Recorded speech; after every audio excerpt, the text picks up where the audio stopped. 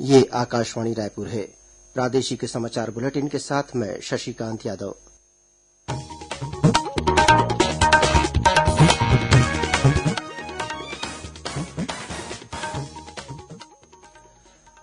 और अब पेश है आज के मुख्य समाचार। प्रधानमंत्री ने अग्रिम पंक्ति के कोविड कार्यकर्ताओं के लिए विशेष प्रशिक्षण कार्यक्रम शुरू किया। 1 लाख कोविड योद्धाओं को 6 विशेष कोर्स में प्रशिक्षित किया जाएगा। सीबीएसई कक्षा 10वीं और 12वीं की रद्द की गई परीक्षा के परिणाम 20 और 31 जुलाई को घोषित करेगा। मुख्यमंत्री ने आज कोरबा और जांजगीर चांपा जिले में करीब 227 करोड़ रूपये के विभिन्न विकास कार्यों का लोकार्पण और भूमि पूजन किया। और सुकमा जिले में सुरक्षा बलों के साथ मुठभेड़ में एक महिला माओवादी मारी गई। मौके से एक AK-47 राइफल और 2 पिस्टल बरामद।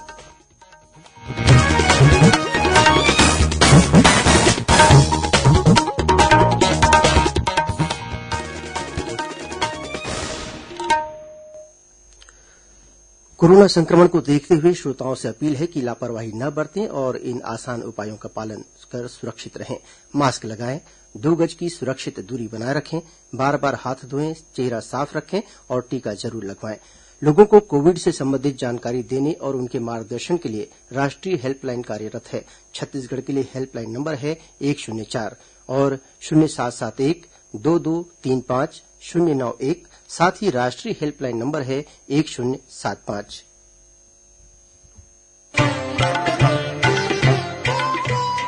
कोविड-19 से बचाव और सुरक्षित रहने के 3 उपाय। मास्क लगाएं, 2 गज दूरी है जरूरी, सुरक्षित दूरी रखें, हाथ और मुंह साफ रखें।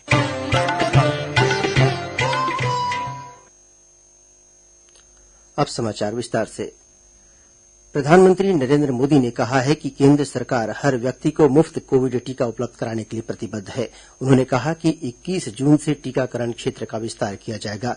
कोरोना वायरस के स्वरूप बदलने और इस संक्रामक रोग से निपटने में देश की क्षमता का जिक्र करते हुए श्री मोदी ने कहा कि कोविड महामारी की वजह से देश में चिकित्सा के बुनियादी ढांचे को सुदृढ़ बनाने में मदद मिली है। ये वायरस हमारे बीच अभी भी है और जब तक ये इसके म्यूटेड होने की संभावना भी बनी हुई है, इसलिए हर इलाज, हर सावधानी के साथ साथ आने वाली चुनौतियों से निपटने के लिए हमें देश की तैयारियों को और ज्यादा बढ़ाना होगा। इसी लक्ष्य के साथ आज देश में 1 लाख फ्रंटलाइन कोरोना वॉरियर्स तैयार करने का महाअभियान शुरू हो रहा है। प्रधानमंत्री ने देश में वायरस के बदलते स्वरूप के कारण बढ़ती चुनौतियों से निपटने के लिए चिकित्सा का मजबूत बुनियादी ढांचा बनाने पर जोर दिया है। श्री मोदी ने आज कोविड-19 का मुकाबला करने में तैनात अग्रिम पंक्ति के कार्यकर्ताओं के लिए विशेष प्रशिक्षण कार्यक्रम की शुरुआत की। यह प्रशिक्षण कार्यक्रम 26 राज्यों के 111 प्रशिक्षण केंद्रों में शुरू किया जा रहा है। इसका उद्देश्य देशभर में 1 लाख से अधिक कोरोना योद्धाओं के कौशल और क्षमता को बढ़ाना है। प्रशिक्षण कार्यक्रम से वर्तमान और भविष्य की जरूरतों के अनुरूप गैर चिकित्सा देखभाल कार्यकर्ताओं को कुशल बनाया जाएगा। ग्रामीण स्वास्थ्य केंद्रों में कार्य कर रहे आशा कार्यकर्ताओं, ANM और स्वास्थ्य कार्यकर्ताओं के काम की प्रशंसा करते हुए प्रधानमंत्री ने कहा कि इन्होंने संक्रमण से रोकथाम के लिए टीकाकरण के कार्य में अहम योगदान किया है। हमारे आशा, ANM, आंगनवाड़ी और गांव-गांव में डिस्पेंसरियों में तैनात हमारे स्वास्थ्य कर्मी संक्रमण को रोकने से लेकर दुनिया के सबसे बड़े टीकाकरण अभियान तक में बहुत महत्वपूर्ण भूमिका निभा रहे हैं। मौसम की स्थितियां, भौगोलिक परिस्थिति कितनी भी विपरीत हो, ये साथी एक देशवासी के सुरक्षा के लिए दिन रात जुटे हुए हैं। 21 जून से देश में टीकाकरण अभियान का विस्तार हो रहा है। उसे भी हमारे ये सारे साथी बहुत ताकत दे रहे हैं, बहुत ऊर्जा दे रहे हैं। प्रदेश में कोरोना संक्रमण के मामलों में लगातार कमी आ रही है।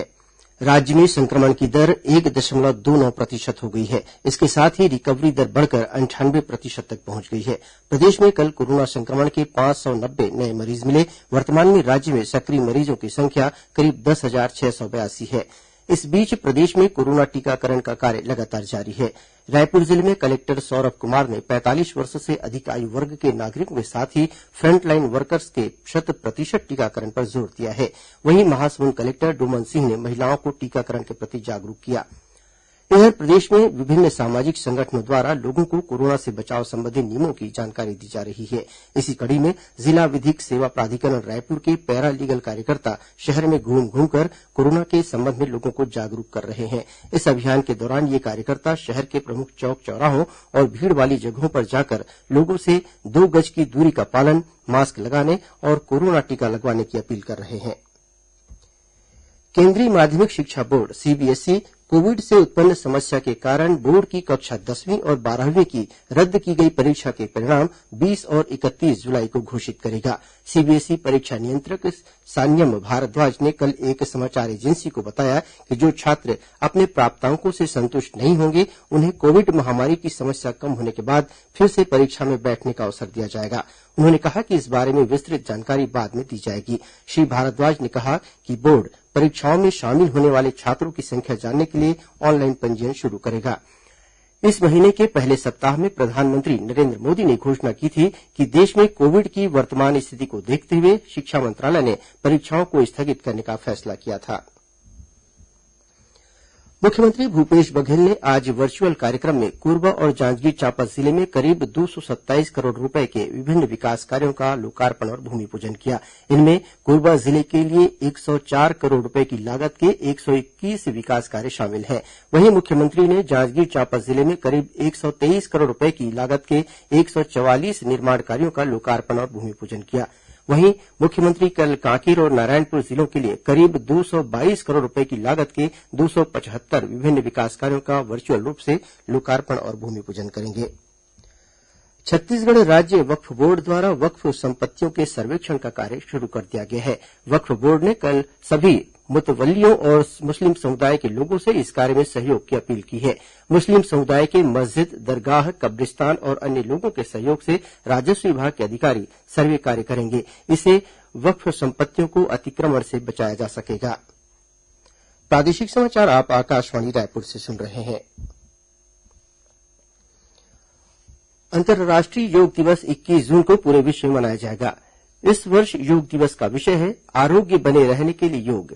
कोविड महामारी ने विश्व भर के लोगों का जीवन और उनके रोजगार को प्रभावित किया है। ऐसे समय में समग्र रूप से लोगों के बेहतर स्वास्थ्य को बढ़ावा देने के लिए योग की भूमिका काफी महत्वपूर्ण है। महामारी के इस दौर में स्वस्थ रहने के लिए लोग योग का सहारा ले रहे हैं। योगाभ्यास करने से सुरक्षित दूरी और तनाव जैसी स्थिति से निपटने में भी मदद मिलती है। कुछ योगासन शरीर की रोग प्रतिरोधक क्षमता को बढ़ाने और संतुलित करने में भी सहायक हैं। फेफड़ों को स्वस्थ रखने के लिए बहुत से लोगों ने श्वसन क्रियाएं करनी शुरू कर दी हैं। लोग अब ये मानने लगे हैं कि अच्छा स्वास्थ्य ही सबसे महत्वपूर्ण है। दुनिया भर के देशों ने योग से होने वाले संभावित फायदों को पहचाना है। इस बीच अंतर्राष्ट्रीय योग दिवस के अवसर पर 21 जून को राज्य में छत्तीसगढ़ वर्चुअल योग मैराथन का आयोजन किया जाएगा। इसे लेकर प्रदेशवासियों में खासा उत्साह देखा जा रहा है। मैराथन में सम्मिलित होने के लिए अब तक 7.5 लाख लोगों ने ऑनलाइन पंजीयन कराया है। मैराथन में हिस्सा लेने के लिए प्रतिभागी कल 19 जून तक ऑनलाइन पंजीयन करा सकते हैं। देशभर में चिकित्सकों और चिकित्साकर्मियों के प्रति बढ़ती जा रही हिंसक वारदातों के विरोध में आज इंडियन मेडिकल एसोसिएशन की राष्ट्रीय इकाई ने विरोध दिवस मनाया। इसी कड़ी में छत्तीसगढ़ के चिकित्सक रायपुर स्थित पंडित जवाहरलाल नेहरू मेडिकल कॉलेज में एकत्रित हुए और काली पट्टी तथा काले मास्क लगाकर विरोध प्रदर्शन किया। इंडियन मेडिकल एसोसिएशन के सदस्य डॉक्टर राकेश गुप्ता ने कहा कि देश में एक केंद्रीय कानून बनाया जाए जिससे चिकित्सकों और उनकी संस्थानों को सुरक्षा मिल सके। इस बीच केंद्रीय स्वास्थ्य मंत्रालय के संयुक्त सचिव लव अग्रवाल ने विभिन्न राज्यों के स्वास्थ्य सचिवों को पत्र लिखकर आग्रह किया है कि डॉक्टरों और स्वास्थ्य कर्मियों को सुरक्षा के लिए सभी आवश्यक कदम उठाए जाएं और साथ ही महामारी अधिनियम को सख्त तरीके से अमल में लाया जाए।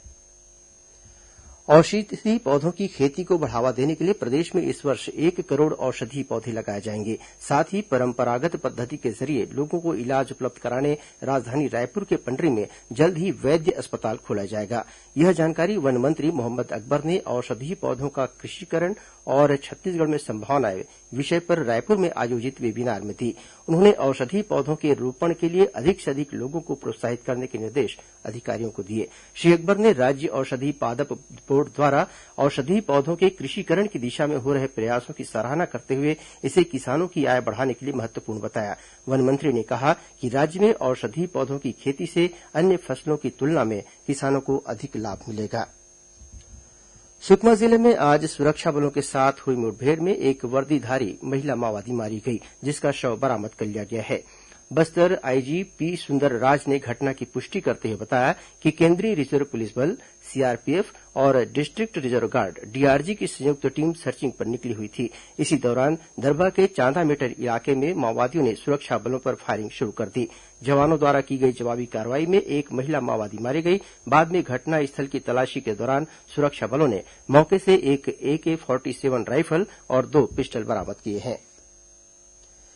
प्रदेश कांग्रेस कमेटी के आह्वान पर कांग्रेस पदाधिकारी और कार्यकर्ताओं ने आज राजधानी रायपुर सहित प्रदेश के विभिन्न जिलों में कथित महंगाई के विरोध में चक्काजाम किया। रायपुर के राजेन्द्र नगर स्थित रिंग रोड में वरिष्ठ कांग्रेस कार्यकर्ता रमेश वरल्यानी के नेतृत्व में और महासुंद में कुहरी गांव के पास संसदीय सचिव विनोद चंद्राकर के नेतृत्व में चक्काजाम किया गया।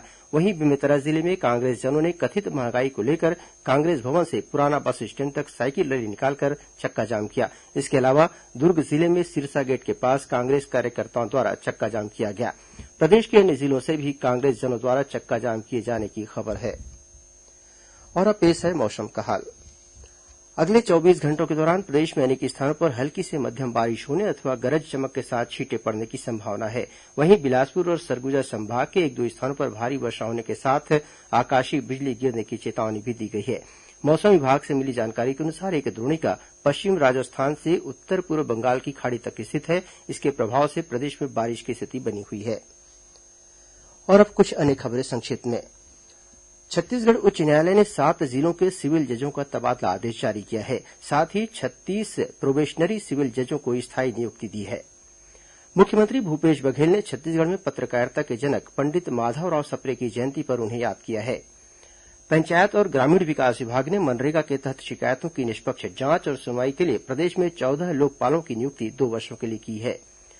बिलासपुर जिले में रेत के अवैध उत्खनन, परिवहन और भंडारण की रोकथाम के लिए कलेक्टर ने संयुक्त जांच दल का गठन किया है। कोंडागांव जिले के माकड़ी इलाके में सेप्टिक टैंक की सफाई के दौरान हुए हादसे में 2 मजदूरों की मौत हो गई। बलौदाबाजार जिले में नौकरी दिलाने के नाम पर 200 लोगों से करीब 20 करोड़ रूपये की ठगी करने वाले एक आरोपी को पुलिस ने प्रयागराज से गिरफ्तार किया है। और दुर्ग जिले के भिलाई स्थित नंदोरी गांव में सहकारी बैंक में तैनात एक गार्ड की हत्या कर लाखों रुपए की लूट का मामला सामने आया है। पुलिस इस मामले में जांच में जुट गई है। अंत में मुख्य समाचार एक बार फिर। प्रधानमंत्री ने अग्रिम पंक्ति के कोविड कार्यकर्ताओं के लिए विशेष प्रशिक्षण कार्यक्रम शुरू किया। 1 लाख कोविड योद्धाओं को 6 विशेष कोर्स में प्रशिक्षित किया जाएगा। सीबीएसई कक्षा 10वीं और 12वीं की रद्द की गई परीक्षा के परिणाम 20 और 31 जुलाई को घोषित करेगा। मुख्यमंत्री ने आज कोरबा और जांजगीर चांपा जिले में करीब 227 करोड़ रुपए के विभिन्न विकास कार्यों का लोकार्पण और भूमि पूजन किया। और सुकमा जिले में सुरक्षा बलों के साथ मुठभेड़ में एक महिला माओवादी मारी गई। मौके से एक AK-47 राइफल और 2 पिस्टल बरामद। इसी के साथ प्रादेशिक समाचार बुलेटिन समाप्त हुआ। नमस्कार।